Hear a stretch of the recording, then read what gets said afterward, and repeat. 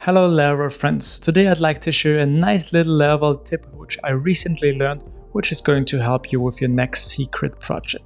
Let me show you what I mean. Here I have my super secret next upcoming project, which I'm not going to share with the world yet, but I want to make it online so that a few friends of mine can see it already. And there are a few ways we can go about this, but there's one easy way to do this right with Laravel. So you all know that in Laravel we can use artisan down to use the maintenance mode of Laravel.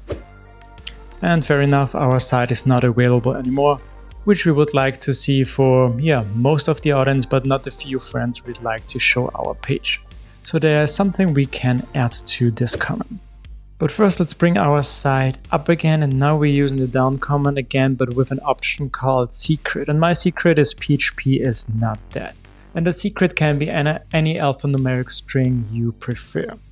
And let me show you what this does now. Again, the site is not available if you just visit it, but if you have the key, PHP is not dead in our case, voila, you have access to the site. And this way you can share your new secret project with just a few people who you want to show them. But of course, make sure to let me know about your secret project and have fun with this neat little tip and trick.